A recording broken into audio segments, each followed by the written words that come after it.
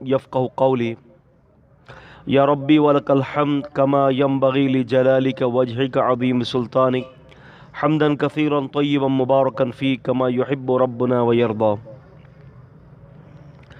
محترم عزیزان گرامی، السلام علیکم ورحمۃ اللہ وبرکاتہ۔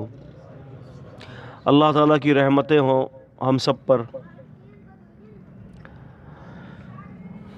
سورہ نوح سورہ 71 ہے اور آیت نمبر 10، 11، 12 آپ کے سامنے میں نے پڑھی ہے۔ ہر دور کے حوالے سے یہ سورت کی یہ آیتیں ہیں، ایسی کارآمد آیتیں ہیں کہ کوئی بھی پریشانی ہو، کوئی بھی مصیبت ہو، فقر و فاقہ ہو، رنج ہو، غم ہو، کوئی بھی کرب ہو، تو اللہ تبارک و تعالیٰ نے ان تمام پریشانیوں کو دور کرنے کے لیے 4 نسخے بتا دیے۔ ایسا نسخہ بتایا کہ اگر کوئی شخص ان باتوں پر عمل کر لے گا تو دنیا آخرت بھی اچھی ہو جائے گی، اور دنیا میں کوئی ایسی جائز اور حلال خواہش نہ ہوگی کہ وہ اللہ تعالیٰ کے سامنے رکھے اور اللہ تعالیٰ اس کی دعا قبول نہ کرے۔ دیکھیں نا، جتنے بھی کام ہوتے ہیں وہ میرے اور آپ کے لیے مشکل ہے، جتنے بھی معاملات ہیں وہ میرے لیے اور آپ کے لیے مشکل ہے، لیکن اللہ تعالیٰ کے لیے تو کچھ بھی مشکل نہیں ہے۔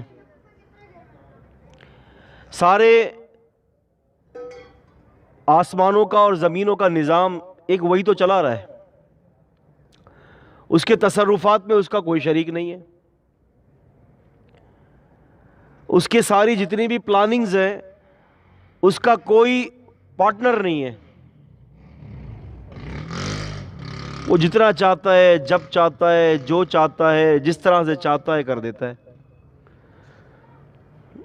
اور استغفار ایک واحد سولوشن ہے، استغفار ایک واحد حل ہے کہ جو شخص استغفار کو لازم کر لے گا وہ دنیا میں بھی مال اور دنیا میں بھی خیر سمیٹے گا، اور آخرت تو ہے ہی اسی کی۔ امام ابن الجوزی اکابرین میں سے تھے اور آپ بڑے پائے کے صاحب علم تھے۔ آپ کی ایک نہیں درجنوں تصانیف تھی۔ آپ نے ایک دفعہ آپ کے دل میں خیال پیدا ہوا کہ امام اہل السنہ امام احمد بن حنبل رحمہ اللہ کی زندگی کے حوالے سے کچھ لکھا جائے، تو آپ نے ان کی زندگی کے حوالے سے 400 صفحوں سے زائد پوری کتاب لکھ دی، اور کتاب کا نام رکھا مناقب امام احمد بن حنبل۔ امام احمد بن حنبل رحمہ اللہ کے فضائل، مناقب۔ اس میں آپ نے امام احمد بن حنبل کے سفر، امام احمد بن حنبل کی قربانیاں، امام احمد بن حنبل رحمہ اللہ کی عبادات اور مرویات حدیث کا تذکرہ فرمایا ہے۔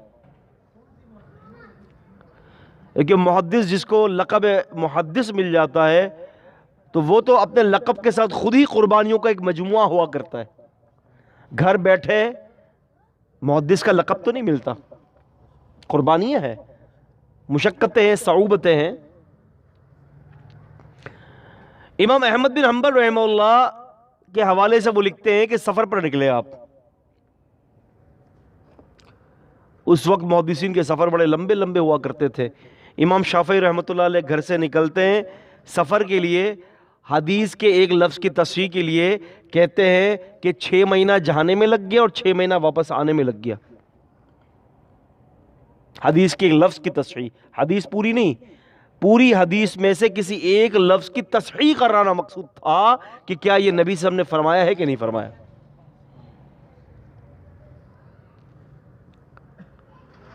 گھر سے نکلتے ہیں امام احمد بن حنبل رحمہ اللہ تعالی سفر میں تھے, مسجد میں پڑاؤ کرنے کا ارادہ بنا, مسجد میں پڑاؤ کرنے کا ارادہ بنا. نماز عشاء ادا کی اور متولی سے کہا کہ بابو مسافر ہوں, رات یہیں ٹھہرنے کی جو ہے وہ اجازت دے دو, کیونکہ اسلاف کے اندر ہم دیکھتے ہیں نا کہ ان کے دور کی مساجد صرف مساجد نہیں ہوا کرتی تھی, بلکہ مسافروں کے لیے ایک ریسٹ ہاؤس کی بھی حیثیت تھی, مسافروں کے لیے ایک پناہ گاہ تھی. وہاں بیٹھ کر جو ہے سارے مسائل حل ہو جاتے تھے, حل کرتے تھے وہاں پر. امام نے منع کر دیا کہ جی رہنے کی کوئی اجازت نہیں ہے. کہنے لگے کہ بھائی بڑی دور سے آیا ہوں یار, رات ٹھہرنے کی اجازت دے دو, صبح چلا جاؤں گا. کہا کہ نہیں ہے ہی نہیں اجازت. کہا کہ اچھا ایک کام کرو, مسجد کے اندر کے حصے میں نہیں تو باہر کے حصے میں ٹھہرنے کی اجازت دے دو. کہا کہ نہیں ملے گی اجازت. پھر کہا کہ مسجد کے چبوترے پر بیٹھانے کی اجازت دے دو, مسجد کے باہر جو گیٹ بنا ہوا ہے اسے چبوترا, اس میں بیٹھ جاتا ہوں. اس کو غصہ آیا, اس نے اٹھایا, اس کی ٹانگیں پکڑی اور گھسیٹ کے سڑک پر چھوڑ دیا. اب وہاں پر انہوں نے دیکھا کہ ایک آدمی روٹیاں بنا رہا تھا. اچھا اس دور کے اندر محدثین اعظام رحمہم اللہ کو لوگ چہروں سے نہیں پہچانا کرتے تھے, ان کے ناموں سے اور ان کی اسناد سے پہچانا کرتے تھے. آپ کو پتا ہے کمیونیکیشن کا تو دور تھا نہیں کہ ادھر تصویر کھینچی اور دنیا بھر میں چلی گئی, ایسا تو تھا نہیں, کمیونیکیشن کا دور تو تھا نہیں. اب وہ بطریق جو ہے پہچانتے تھے کہ ان ابی ہریرہ رضی اللہ تعالی عنہ عن النبی صلی اللہ علیہ وسلم, ابو ہریرہ سے بیان کیا جو ہے جناب علی. ابو عروہ معمر بن راشد نے بیان کیا جناب علی. حمام بن منبی سے انہوں نے بیان کیا. امام عبد الرزاق سے عبد الرزاق نے بیان کیا. امام احمد بن حنبل سے. تو یہ سند ہوتی تو پہچانا جاتا, لیکن چہرہ کیسے تو پہچانتے نہیں تھے. اب یہاں پر عاجزی دیکھیں, ہمارے وقت کا کوئی علامہ اگر اس طرح کا ہو جائے تو فوراً تعارف سب سے پہلے کروائے گا کہ مجھے پروٹوکول ملے, ہے نا. اپنے نام کے آگے لمبے لمبے اشتہارات, نام کے آگے فلاں فلاں فلاں فلاں فلاں فلاں فلاں. لیکن اس وقت یہ کچھ بھی نہیں تھا. اپنا نام نہیں بتا رہے کہ میں کون ہوں, کہ نبی صلی اللہ علیہ وسلم کی 10 لاکھ حدیثوں کا حافظ ہوں, نہیں بتا رہے, چھپا کے رکھا. لوگ کہتے ہیں کہ کمیونیکیشن سے نقصان کیا ہے. میں کہتا ہوں کہ کمیونیکیشن کا سب سے بڑا نقصان ہی یہی ہے کہ وہ بندے کو ریاکار بنا دیتا ہے. حدیث میں آتا ہے ان اللہ یحب العبد تقی خفی غنی او کما قال النبی صلی اللہ علیہ وسلم. اللہ تعالیٰ محبت کرتا ہے متقی بندے سے اور غنی بندے سے, جو دل کا غنی ہوتا ہے, اور اس بندے سے محبت کرتا ہے جو چھپا ہوا ہوتا ہے. یہ میڈیا آپ کو اس میں سے جو خفیون لفظ جو ہے خفیون پر عمل نہیں کرنے دے گا, یہ آپ کو جو ہے نشر کر دے گا, دنیا جانے گی آپ کو. اور پھر ایسی حالت کے اندر اپنے آپ کو ریاکاری سے بچانا, یہ تو بہت بڑا کام ہے. فوائد تو ہیں, نقصان بھی ہے. اب نقصان سے بچنے کے لیے بڑا مضبوط دل کرنا پڑتا ہے بھائی, اللہ سے اخلاص نیت کی دعائیں کرنی پڑتی ہیں. تو اب ہوا یہ عزیزوں کہ وہ روٹی بنا رہا تھا, اس نے کہا کہ بابا جی میرے پاس کرسی لگی رکھی ہوئی ہے, کرسی پر رات گزار لیں. بابا جی رحمہ اللہ نے کہا کہ ٹھیک ہے جی, کرسی پہ رات گزار لوں گا. اب وہ روٹیاں بناتے ہوئے استغفار میں لگا ہوا ہے, کثرت سے استغفار کر رہا ہے.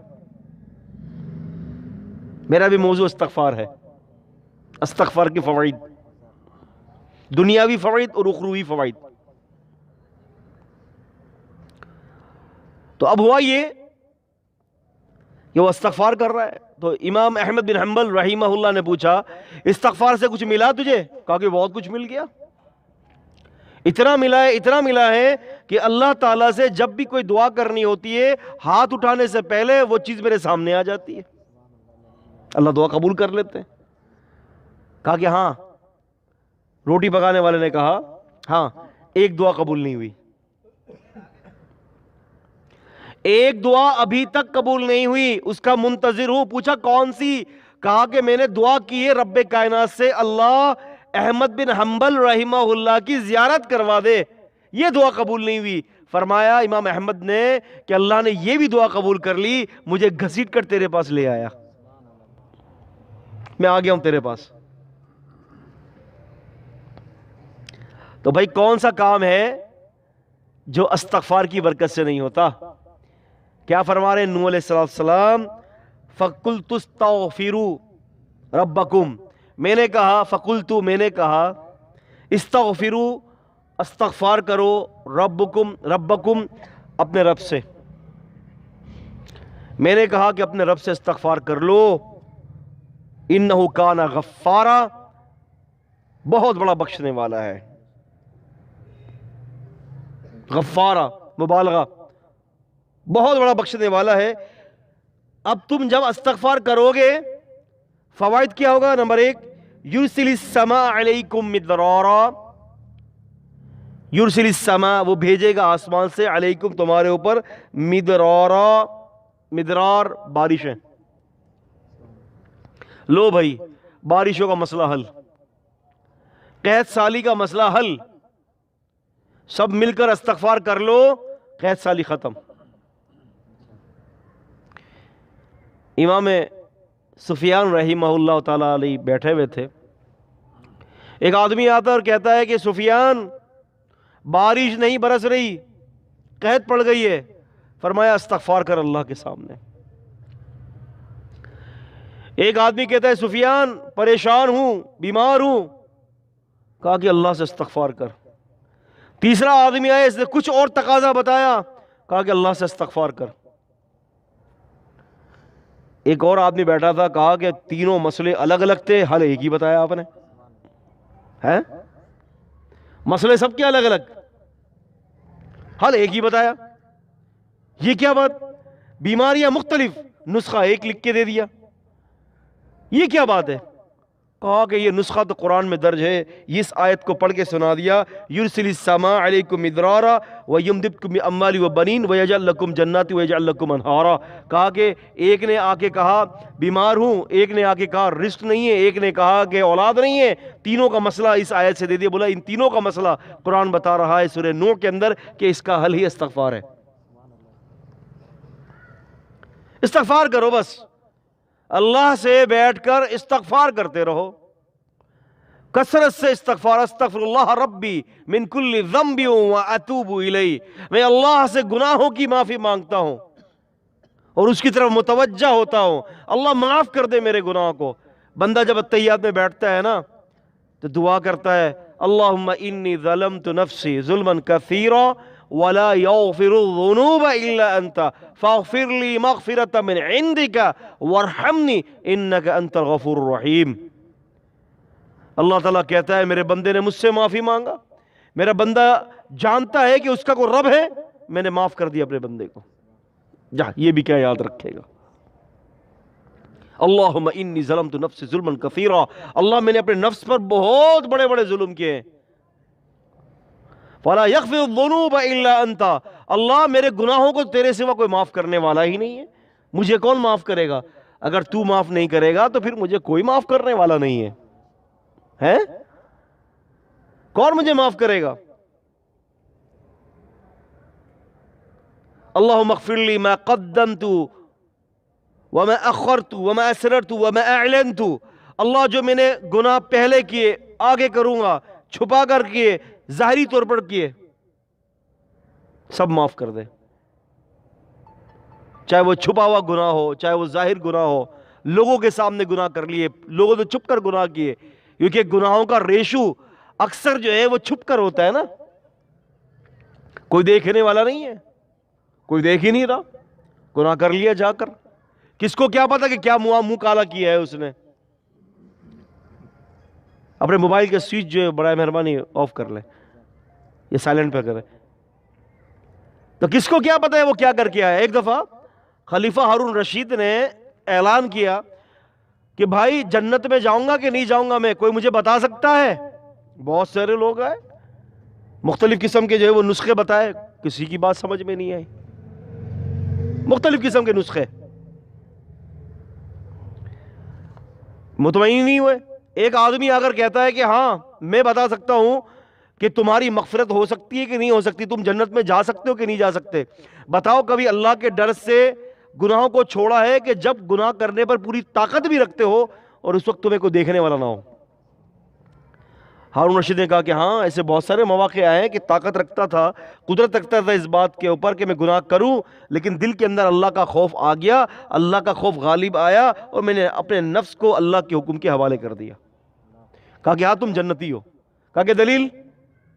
کہا کہ دلیل سورہ زاریات کی آیت ہے، وَأَمَّا مَنْ خَافَ مَقَامَ رَبِّهِ وَنَهَى النَّفْسَ عَنِ الْهَوَىٰ فَإِنَّ الْجَنَّةَ هِيَ الْمَأْوَىٰ، جو اللہ کے سامنے کھڑے ہونے سے ڈر کر اپنی نفسانی خواہشات کو چھوڑ دے گا، اللہ کے حکم پر چلے گا، اے نبی صلی اللہ علیہ وسلم اس کو جنت کی خوشخبری سنا دے اس کی زندگی میں۔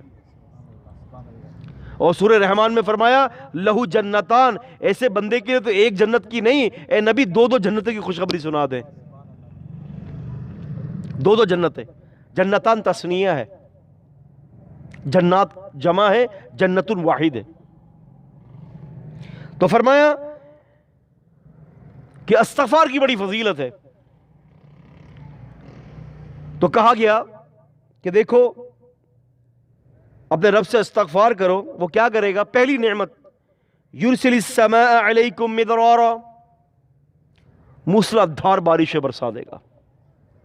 ایسی بارشیں نہیں برسیں گی کہ موسلادھار تو برس گئیں لیکن بستیوں کی بستیاں تباہ ہو گئیں، ایسی بارش نہیں برسے گی۔ ایسی بارش برسے گی کہ ایک جانور بھی نہیں مرے گا، اور آسمان سے جو بارش برسے گی اس کی خیر و برکت کے چشمے جاری کر دے گا اللہ پاک۔ اور جب استغفار کی برکت ہوتی ہے نا، استغفار جب کیا جاتا ہے تو پھر آپ کے جانے سے پہلے میدانوں میں بارش کی دعا کرنے کے لیے آپ کے جانے سے پہلے اللہ تعالیٰ ان چھوٹے چھوٹے پرندوں کی دعا قبول کر کے آپ کو مستفید کر دے گا بارش سے۔ امام ترمذی رحمۃ اللہ علیہ کتاب استسقاء میں فرماتے ہیں، امام ابن حجر رحمہ اللہ تعالیٰ بلوغ المرام میں ذکر فرماتے ہیں، امام ابن کثیر رحمۃ اللہ علیہ تفسیر ابن کثیر میں فرماتے ہیں، کہتے ہیں کہ سلیمان علیہ السلام بارش کی دعا کے لیے گھر سے نکلے، قید پڑ گیا تھا، بارشیں برس نہیں رہی تھی۔ اب جب بارش کی دعا کے لیے نکلے تو آپ کے ساتھ چرند پرند جن دیو ہیکل، آپ کے صحابہ مخلوقات کے ڈھیر تھے۔ راستے میں گئے، اب نکل گئے جنگلوں کی طرف، فرعا نملہ، ایک چونٹی کو دیکھا، اپنی کمر کے بل لیٹی ہے اور اس کی ٹانگیں آسمان کی طرف تھی، کہتی ہے اے اللہ، اللہم انا من خلقک، اللہ ہم بھی تیری مخلوق ہے، تیرے سوا ہمیں کوئی پانی نہیں پلا سکتا۔ سبحان اللہ، ایک چونٹی کو اس بات کی معرفت ہے کہ میرا مشکل کشا کون ہے، وہ اللہ کو پکار رہی ہے، اس کو معرفت ہے، اس کی بندوں کو معرفت نہیں ہے کہ پیدا کرنے والا کون ہے اور بارش برسانے والا کون ہے۔ اے اللہ پانی پلا دے، ہمیں کوئی تیرے سوا پانی نہیں پلا سکتا کیونکہ ہم بھی تیری مخلوق ہے۔ سلیمان علیہ السلام نے دعا سن لی اور فرمایا ارجعو، واپس چلو،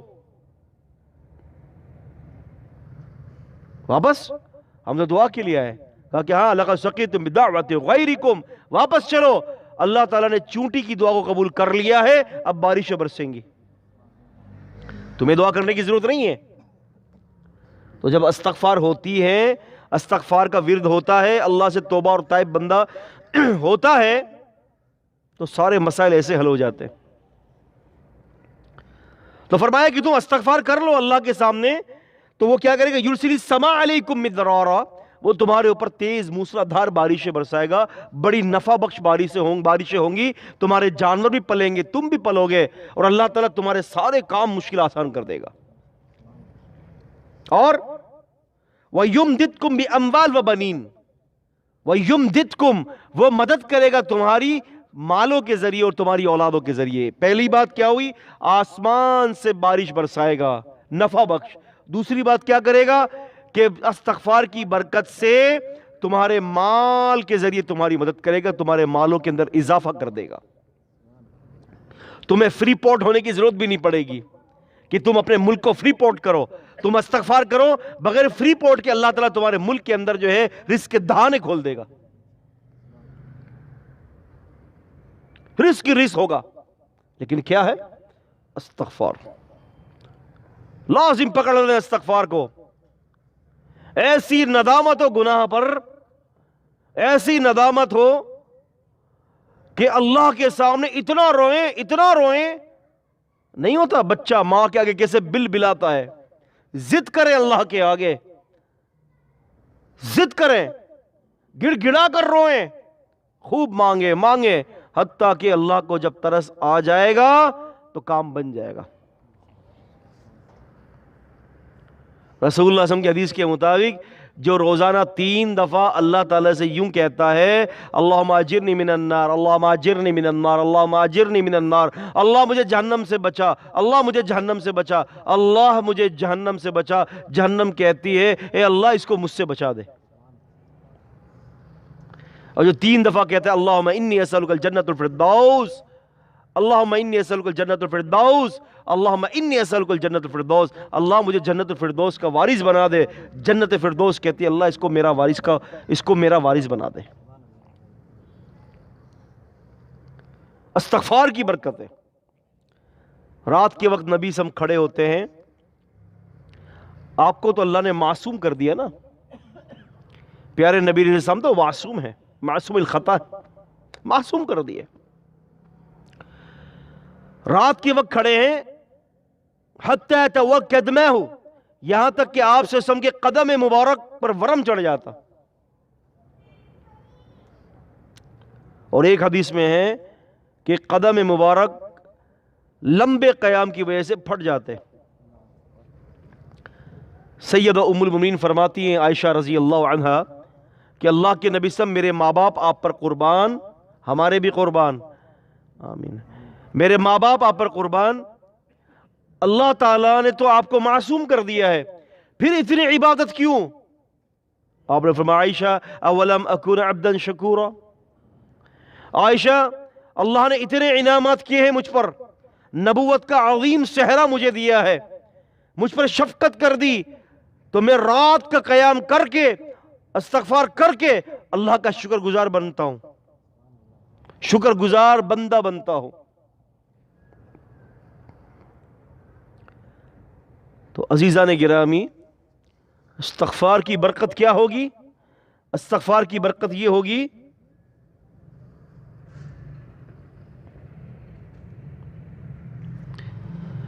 کہ اللہ تعالی خوب مدد کرے گا، مال کے حوالے سے مدد ہوگی، جان کے حوالے سے مدد ہوگی، اولادوں میں مدد ہوگی، بے اموالین و بنین، اولادوں کے حوالے سے، مال کے حوالے سے، بیٹوں کے حوالے سے برکتیں ہوں گی۔ دیکھیں ایک روایت آتی ہے، مسند امام احمد بن حنبل کی حدیث ہے، اور حدیث نمبر 10,658۔ ایک شخص تھا حدیث کے مطابق، اس نے جناب علی ایک دعا کی اللہ سے، اللہم ارزقنی، اللہم ارزقنی، اللہ مجھے رزق دے، اللہ مجھے رزق دے، دعا کر رہا ہے، اللہ سے مانگ رہا ہے اللہ مجھے رزق دے، اللہ مجھے رزق دے، دعا کر رہا ہے اللہ تعالیٰ سے۔ اس کی بیوی نے چکی پیسنا شروع کیا، تو اس دعا کے سبب کہ اللہ مجھے رزق دے، اس کی چکی کے ارد گرد سارے کٹورے بھر گئے اللہ کی نعمتوں سے اور رزق سے بھر گئے۔ رزق کی برکت، استغفار کی برکت، اللہ سے دعا کی برکت نے اس کو مالا مال کر دیا۔ تو عزیزان گرامی، پہلی بات فرمائے آسمان سے بارش برسائے گا، دوسری بات بتائے گی تمہاری مدد کرے گا مال کے ذریعے، تم استغفار کرو مال تمہیں دے دے گا، تمہاری حاجتوں کو پورا کر دے گا، اگر تم کنگلے ہو، اگر تم فقیر اور کلاش ہو، تمہیں غنی کر دے گا اپنے فضل سے۔ اس کے لیے نکاح بھی ایک زبردست فارمولہ ہے کہ کوئی شخص اگر غریب ہے اور اس کے جو ہے وہ اپنا جناب عالی رزق میں فراوانی نہیں ہے استغفار بھی کرے اور نکاح بھی کر لے. نکاح کی برکتوں سے جو ہے یغنیکم اللہ, اللہ تعالیٰ تمہیں مالا مال کر دے گا, مالا مال کر دے گا. ہمارے یہاں کیا ہوتا ہے, نکاح کرتے ہوئے ڈرتے ہیں, بہت ڈرتے ہیں. امام ابن قیم رحمۃ اللہ علیہ نے بڑی پیاری بات کہی تھی. آپ کہتے ہیں کہ قرآن مجید نے 25 سے زیادہ جگہوں پر اللہ تعالیٰ نے وعدہ بتایا اور یہ بتایا کہ دیکھو رزق میں تمہیں دوں گا, رازق میں ہوں. 25 سے زیادہ مقامات پر, اور صرف ایک مقام پر یہ فرمایا کہ شیطان تمہیں فقر و فاقہ سے ڈراتا ہے. تو کہتے ہیں کہ وہ 25 سے زیادہ مقامات جو ہیں ہم نے اس کو بھلا لیا, صرف دماغ میں ایک ہی مقام رہا کہ ہم صرف شیطان کی وسوسے میں آ کے ڈرتے ہیں کہ یا اللہ فقر و فاقہ نہ مل جائے. نکاح کرتے ہوئے ڈرتے ہیں, کہتے ہیں ابھی پیروں پر کھڑے کب ہوئے ہیں, پالنے سے باہر ہی نہیں نکلتا بیچارہ. 25 سال کا ہو گیا, 30 سال کا ہو گیا, پالنے سے باہر ہی نہیں نکلا, وہ ابھی بیچارہ اپنے پیروں پہ کھڑا ہی نہیں ہو رہا. پتہ نہیں امی ابو کی ٹانگیں لگائی ہوئی ہیں اس نے, سب کچھ کر رہا ہے, شادی کی بات آئے گی پیروں پہ کھڑا ہی کب ہوا. اور والدین پہ بھی تف ہے, 40 سال کی عمر میں بچے سے کی شادی کر رہے ہیں, جبکہ جذبات سارے جو ہے اس کے جو ہے ناجائز فعلوں میں بہہ گئے.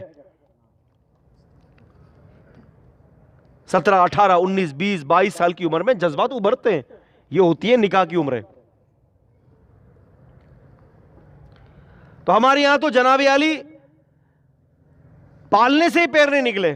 لڑکیوں کو دیکھیں, ٹکر کا کوئی نہیں ملتا رشتہ, اسٹینڈرڈ کا رشتہ, اسٹینڈرڈ کا رشتہ چاہیے. لڑکی اگر جو ہے وہ پڑھی ہوئی ہے, MBA کیا ہوا ہے, یا CA چارٹر اکاؤنٹنٹ ہے, یا یہ میڈیکل کر رہی ہے MBBS, تو اب وہ کہاں سے کوئی عام آدمی سے شادی کرے گی؟ ٹکر کا چاہیے نا, اسٹینڈرڈ. بھائی ڈاکٹر ہوں تو ڈاکٹر کا رشتہ ہونا چاہیے. عام آدمی کو تو نہیں دیں گے نا, یہ پیاز بیچنے والا, آلو بیچنے والا, لوگوں کے سامنے ناک کٹ جائے گی. 1 کروڑ روپے کے حوالے سے خرچہ کیا ہے, اس کو کہاں سے دیں گے؟ اس چکروں میں لڑکیاں بوڑھی ہو جاتی ہیں. اللہ کے رسول صلی اللہ علیہ وسلم نے فرمایا تھا کہ کچھ کاموں کے اندر جلدی کرنے کا حکم دیا تھا کہ جب اچھا رشتہ آ جائے تو شادی کر دو, جب جنازہ تیار ہو جائے تو دفنا دو. دیر مت کرنا کہ بیٹا امریکہ سے آئے گا تو دفناؤ گے, اس کو اس کے انجام تک پہنچا دو.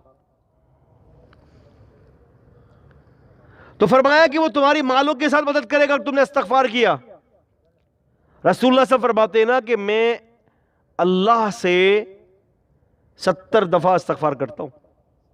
ایک وفی روایت الاخرى 100 دفعہ استغفار کرتا ہوں. نبی سم کی امتی کچھ ایسے ہیں کہ 12 سال تک انہوں نے کوئی گناہ نہیں کیا ہوتا, 12 سال ہو گئے, تو پھر نبی صلی اللہ علیہ وسلم کا کیا اعلیٰ مقام ہوگا. عبداللہ بن عون رحمہ اللہ کے شاگرد کہتے ہیں استاد محترم کے ساتھ 15 سال رہا ہوں, مجھے یاد نہیں پڑتا کہ میرے استاد نے کبھی اللہ کی نافرمانی کی ہو, لیکن اس کے باوجود بھی استغفار کی کثرت کر رہے ہیں. ایک تو اللہ کا شکر بجا لا رہے ہیں, اور ایک اپنی امت کو اپنا اسوہ پیش کر رہے ہیں کہ میں نبی ہوتے ہوئے استغفار کرتا ہوں تو تم پر واجب ہے استغفار کرنا.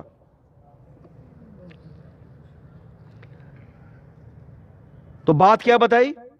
دوسرا وعدہ, مدد کرے گا بھی اموال, مالوں کے ذریعے مال میں انتہائی فراوانی کر دے گا, مال کی ریل پھیل مچا دے گا. وَبَنِينَ, اور تمہیں جو ہے وہ بیٹے دے گا.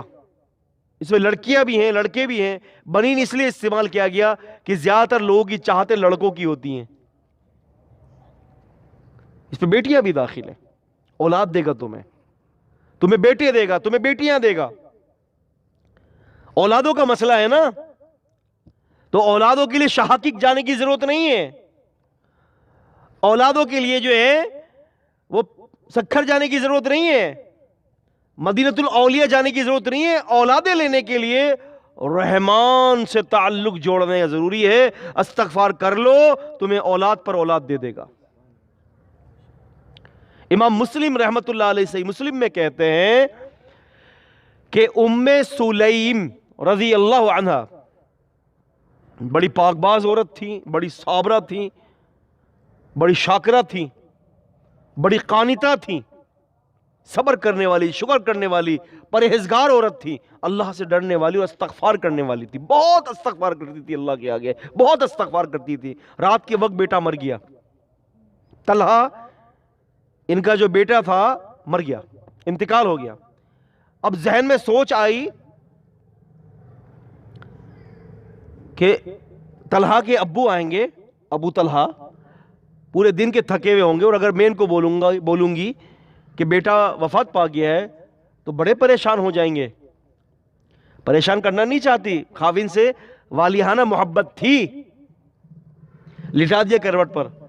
سیدنا ابو طلحہ رضی اللہ تعالیٰ عنہ تشریف لاتے ہیں، پوچھتے ہیں بھئی بیٹے کا کیا حال ہے؟ کہا کہ ہاں بالکل ٹھیک ہے، بڑے چین اور سکون کی نیند سو رہا ہے۔ کروٹ پر لٹا دیا، اب چین اور سکون کی نیند سو رہا ہے تو وہ یہ سمجھے کہ نیند کی آغوش میں، حالانکہ ام سلیم رضی اللہ تعالی عنہ، ام طلحہ کی جو ہے وہ نیت یہ تھی کہ چین اور سکون کی نیند سو گیا ہے، دنیا چھوڑ کے چلا گیا۔ دنیا میں کہاں چین ملتا ہے مومنوں کو۔ اب ہوا یہ، رات کے وقت قرابت بھی کی، تعلق بھی قائم کیا۔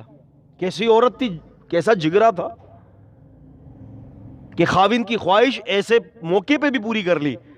ہمارے یہاں تو خاوند کی خواہش ہوتی ہے اور تھکی ہوئی ہوتی ہے تو عذر پیش کر دیتی ہیں، 100 مسائل ہوتے ہیں۔ اسی لیے اللہ پاک نے قرآن مجید کے اندر مردوں کو 2 3 4 4 عورتوں سے شادی کرنے کی اجازت برحمت فرمائی ہے۔ اللہ جانتے ہیں نا۔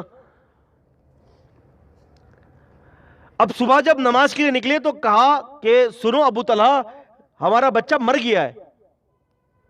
بولا تم نے مجھے بتایا نہیں؟ کیسے بتاتی، تھکے آئے تھے، آپ کی فکر تھی۔ نبی علیہ السلام کے پاس گئے، کہا کہ اللہ کے رسول صلی اللہ علیہ وسلم بیٹا فوت ہو گیا۔ آپ نے فرمایا تم نے رات کو قرابت بھی کی؟ کہا کہ ہاں جی اللہ کے رسول قرابت کی ہے۔ آپ نے فرمایا میں دعا دیتا ہوں اللہ تمہیں تمہاری اولاد کے اندر جو اولادیں ہوں گی اللہ تعالیٰ اس میں برکتیں ڈال دے گا۔ راوی حدیث فرماتے ہیں ایک بیٹے پر صبر کیا، استقلال اور استقامت کی دلیل مہیا کر دی، اللہ سے تعلق جوڑا، ایسی برکت دی اللہ نے اولادوں میں کہ 9 کے 9 بیٹے عنایت کر دیے، اور 9 کے 9 قاری قرآن اور بہترین عالم دین تھے۔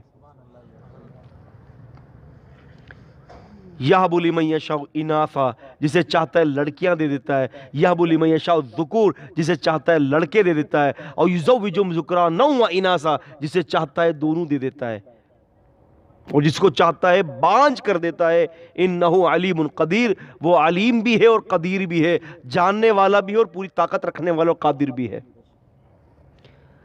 تو تیسری نعمت کیا فرمائی؟ بے اموالی و بنین، بنین کے ذریعے بھی تمہاری مدد کرے گا، تمہیں اولادیں دے گا، تمہیں بیٹے دے گا، تمہیں بیٹیاں دے گا۔ اور چوتھی نعمت وَيَجْعَلْ لَكُمْ جَنَّاتٍ، اور وہ کرے گا تمہارے لیے ایسے باغات، وَيَجْعَلْ لَكُمْ أَنْهَارًا، اور تمہارے لیے نہریں جاری کر دے گا۔ اس کے معنی 2 ہو سکتے ہیں بظاہر، ایک تو دنیا کے جنتیں اور نہریں، اور ایک آخرت کی جنت اور نہریں ہیں، لیکن معنی یہ سمجھ میں آ رہا ہے کہ تم استغفار کرو گے تو دنیاوی فائدے تو وہ گزر چکے ہیں، آخرت کا فائدہ یہ ہے کہ تمہیں جنت کا بھی مالک بنا دے گا، جنت بھی تمہارے قدموں میں ڈال دے گا، تمہیں دے دے گا جنتیں۔ تو استغفار تو کرو نا، تم تعلق تو جوڑو اس سے، جو تمہارا اور رب کے درمیان جو تعلق ٹوٹا ہوا ہے اس تعلق کو تو جوڑو۔ اور سب سے بہترین تعلق کو جوڑنا اور استغفار کی سب سے پہلی کنجی ہے نماز۔ ارے اللہ تعالیٰ کے آگے 5 وقت جھکو تو صحیح مسجد میں جا کر جماعت کے ساتھ، پھر دیکھو کیا ایمان کی حلاوت آتی ہے۔ دل نہیں چاہ رہا ہوتا نا کہ صبح ٹھنڈے ٹھنڈے پانی سے وضو کیا جائے، صبح بستر چھوڑا جائے، سردیاں پڑتی ہیں، کپ کپاتی ہوئی سردی، ٹھٹھراتی ہوئی سردی ہے، پہلو میں بیوی سو رہی ہے اور کمبل لے ہوا ہے، گدا بچھا ہوا ہے، کیسے میں چھوڑوں؟ لیکن یہ اللہ کا نیک بندہ اٹھتا ہے اور اٹھتے کے ساتھ ہی کہتا الحمدللہ الذی عافانی جسدی، الحمدللہ الذی عافانی جسدی، تمام تعریفیں اس کے لیے ہیں جس نے میرے جسم کو عافیت بخشی اور وَرَدَّ إِلَيَّ روحی، اور میرے روح کو میرے جسم میں لوٹا دیا، وَأَذِنَ لِذِكْرِهِ، اور مجھے ایک اور مہلت دے دی کہ میں اپنے رب کی یاد کروں۔ اٹھ گیا رات کو، عبادت کرتا ہے، اپنی پیشانی اللہ کے آگے جھکا دیتا ہے۔ جب بندہ اپنی پیشانی اللہ کے آگے جھکا دیتا ہے تو وہ اس بات کو ثابت کرتا ہے کہ اے اللہ، میں حقیر، فقیر، ناچیز اور گنہگار اور خطا کار اور سیاہ کار ہوں، اور اللہ تو میرا مالک ہے۔ میں نے اپنے آپ کو تیرے سامنے سرنڈر کر دیا ہے، اللہ بس اب تو میری مغفرت کر دے۔ اسی لیے تو رسول صلی اللہ علیہ وسلم فرماتے ہیں کہ جو رات کو اٹھتا ہے اور جناب عالی صرف جو ہے 10 آیتیں پڑھتا ہے رات کو اٹھ کر، غافلوں میں سے شمار نہیں ہوتا۔ اللہ تعالیٰ کہتا ہے نکالو اس کو نام غافلوں سے، یہ غافلوں میں سے نہیں ہے، یہ تو ذاکروں میں ہے، اس کا نام لکھ دو جو 10 آیتیں پڑھ لیتا ہے۔ 10 آیتیں کتنی آسان ہیں، آپ کو سب کو قل اعوذ بفلق اور قل اعوذ بالناس تو یاد ہوگا نا۔ رات کو اٹھ کے 2 رکعت پڑھیں، 1 رکعت میں فلق اور 1 رکعت میں ناس، لیجئے جی یہ 11 آیتیں ہو گئیں، آپ کا نام غافلوں سے ہٹا کر ذاکروں میں لکھ دیا جائے گا۔ اور اگر حدیث میں آتا ہے جس نے اگر 100 آیات پڑھ لی قرآن مجید سے، یہ تو قانتین میں لکھا جائے گا ان کا نام، کہ یہ تو اللہ تعالیٰ کی بڑے چہیتے اور فرما بردار ہیں۔ اور حدیث میں آتا ہے کہ اگر 1000 آیتیں پڑھ لے تو یہ تو پھر خزانہ لوٹنے والا ہو گیا، کہ اس کو کسی اتنے بڑے محل میں چھوڑ دیا جائے، چاروں طرف خزانے ہو، چل بھائی جتنا لوٹنا ہے لوٹ لے، یہ تو خزانہ لوٹے گا پھر۔ تو بات تو یہی ہے نا بھائی، استغفار۔ رات کو شادی میں گئے مولانا صاحب ہیں، رات کو جلسہ کیا سیرت النبی صلی اللہ علیہ وسلم کانفرنس، رات کو 2 بجے فارغ ہوا اور فجر میں پڑھ رہا ہوں 10 بجے۔ تو وہ سیرت النبی کانفرنس کیا رہی بھائی؟ ایک تو ہم لوگوں کو کانفرنس کا معنی بھی نہیں پتا کہ کانفرنس کیا کہتے ہیں، یہ کانفرنس تھوڑی ہوتی ہے، کانفرنس کا تو انگریزی میں معنی ہی کچھ اور ہے۔ اور اگر اب کانفرنس رکھ بھی لی ہے تو صبح کی نماز تو ہم سب پڑھے نا۔ ایک آدمی میرے جیسا جو ہے ایک طالب علم رات کو 11 بجے 12 بجے 2 بجے تقریر کر رہا ہے، اور اگر میں نے تقریر کی لوگوں کو نیک بات بتائی، بڑا عظیم کام ہے تبلیغ کرنا، اور اگر صبح کی نماز میری نکل جاتی ہے تو پھر یہ نیک کام میرے لیے حجت نہیں بنیں گے، میرے خلاف حجت بنیں گے، کیونکہ میں تو نماز ضائع کر دی۔ تو پھر بات یہ ہے کہ استغفار کرنے کے بعد ایک آیت یوں بتا دی، ما لکم لا ترجون للہ وقارا، تمہیں کیا ہو گیا ہے کہ تمہارے دل سے اللہ تعالیٰ کا وقار ہی غائب ہو گیا، وقار نہیں ہے تمہارے دل میں، اللہ کا وقار نہیں رہا، اور اس نے حالانکہ تمہیں طرح طرح سے پیدا کیا۔ ما لکم لا ترجون للہ وقارا وقد خلقکم اطوارا، اس سے تمہیں طرح طرح سے پیدا کیا۔ عالم ارواح سے ماں کے پیٹ میں نطفے کی صورت، نطفے کے بعد خون کی پھٹکی کی صورت، خون کی پھٹکی کے بعد گوشت کے لوتھڑے کی صورت، گوشت کے لوتھڑے کے بعد ہڈیوں کی صورت، ہڈیوں کا ڈھانچہ بنانے کے بعد تمہیں بچہ بنایا، بچہ بنانے کے بعد دنیا میں نکالنے کے بعد جو ہے تمہیں جو ہے وہ جوانی بخشی، جوانی کے بعد تمہیں ادھیڑ عمر دی، ادھیڑ عمر کے بعد تمہیں بوڑھا کر دیا، بوڑھا کرنے کے بعد تمہیں موت دی، موت کرنے کے بعد تمہیں جو ہے قبر میں لے گیا، قبر کے بعد پھر میدان محشر میں اٹھائے گا، پھر اس کے بعد تمہیں جنت کے اندر بھیجے گا۔ یہ تقریباً 13 سے 14 اطوار ہیں جو ہر بندہ اس اطوار پر گزرتا ہے۔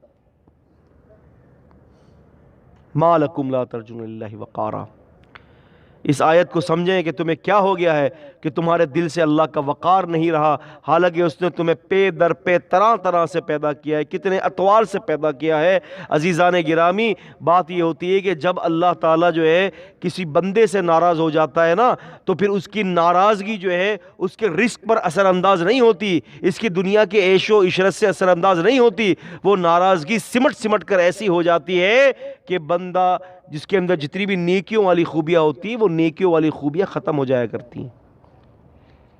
آج میں نے نماز چھوڑی تو کل میں زکوٰۃ چھوڑوں گا، کل میں زکوٰۃ چھوڑوں گا تو پھر میں نوافل چھوڑوں گا، میں نوافل چھوڑوں گا تو اللہ تعالیٰ کا تقویٰ چھوڑ دوں گا، تقویٰ چھوڑوں گا تو فاسق اور فاجر ہو جاؤں گا، جب فاسق اور فاجر ہوں گا تو ہر اس کبیرہ گناہ کے اندر ہاتھ ڈال دوں گا کہ جس سے اللہ نے منع کیا ہے۔ شراب بھی پیوں گا، زنا بھی پیوں گا، ایک وقت آئے گا کہ شراب پینا، زنا کرنا میرے لیے کوئی معنی نہیں رکھے گا۔ دیکھیں نا، ایک بڑا گناہ ہے، اگر آپ اس کے قریب نہیں جاتے، ایک دو دفعہ کر لو تو پھر وہ بڑا گناہ آپ کے لیے چھوٹا بن جائے گا، اور وہ چھوٹا گناہ اللہ کی نگاہ میں کہ جو ہے وہ آپ کے خلاف بڑا گناہ ہو جائے گا۔ تو استغفار کے یہ فائدے تھے جو میں نے آپ کے سامنے مختصراً ذکر کیے ہیں کہ ما لکم لا ترجون للہ وقارا، کہ تمہیں کیا ہو گیا ہے کہ تمہارے دل سے اللہ کا وقار ختم ہو گیا، حالانکہ اس سے طرح طرح سے تمہیں پیدا کیا ہے۔ صحابہ اکرام رضوان اللہ علیہ اجمعین کی زندگی دیکھیں کہ استغفار کر کے وہ کیسے اللہ تعالیٰ کو منا لیا کرتے تھے۔ ایک دفعہ حافظ ابن حجر الاسقلانی رحمۃ اللہ علیہ نے الاصابہ فی تمیز الصحابہ کے اندر نقل کرتے ہیں کہ ایک صحابی تھے، انصاری صحابی غالباً، وہ ایک سفر پر گئے تو کافروں نے ان کو پکڑ لیا اور کہا کہ ہم تمہیں جو ہے وہ قتل کر دیں گے۔ انہوں نے کہا کہ اچھا تمہیں مجھے قتل کرنا ہے؟ کہا کہ ہاں قتل کریں گے تمہیں۔ کہا کہ ایک کام کرو، مجھے 2 رکعت پڑھنے کی اجازت دے دو، میں 2 رکعت پڑھ لیتا ہوں پھر قتل کر دینا۔ انہوں نے کہا اچھا ٹھیک ہے پڑھ لو۔ اب 2 رکعت پڑھتے اور اللہ سے استغفار کرتے اور دعا کرتے اللہ مجھے اس پریشانی سے نجات دے دے۔ سلام پھیرا، دیکھا کہ جو قتل کرنے کے لیے آیا وہ خود قتل ہوا پڑا ہوا تھا، اس کی گردن اس کے سر سے، اس کی جو ہے وہ سر جو ہے وہ اس کے جو ہے وہ تن سے الگ ٹوٹ کر گرا پڑا تھا۔ اللہ نے فرشتے کو بھیجا، کہا کہ اس کو مار دو جان سے، میرے بندے کو مارنے آیا ہے، میں نے ابھی اس کی موت نہیں لکھی، اسی کی موت لکھی ہے۔ تو عزیزان گرامی، خلاصہ کلام یہ ہے کہ استغفار کی بڑی برکتیں ہیں، بڑی برکتیں ہیں۔ استغفار کو اپنے اوپر لازم کر لیجئے، خوب اللہ تعالیٰ سے استغفار کیجئے، استغفار کی برکتوں سے اللہ تعالیٰ سارے کام بنا دے گا۔ محمود بھائی کی بیگم کے لیے دعا کی درخواست آئی ہے، دعا کر لیجئے کہ ان کو اللہ تعالیٰ صحت کاملہ اور عاجلہ عطا فرمائے، اور جو بھی بیمار ہیں اللہ تعالیٰ سب کی بیماریوں کو دور کر دے۔ میرے ایک دوست ہیں بھائی منور، وہ بھی بہت زیادہ بیمار ہیں، اللہ تعالیٰ سے دعا کر دی اللہ تعالیٰ ان کو بھی صحت کاملہ اور عاجلہ عطا فرمائے، اللہ تعالیٰ ہم سب پر رحم فرمائے۔ جو باتیں میں نے کہی ہیں جو قرآن و سنت کے حوالے سے، اللہ تعالیٰ مجھے بھی اور آپ کو بھی عمل پیرا ہونے کی توفیق عطا فرمائے۔ اقول قولی ھذا استغفر اللہ لی ولکم ولسائر المسلمین۔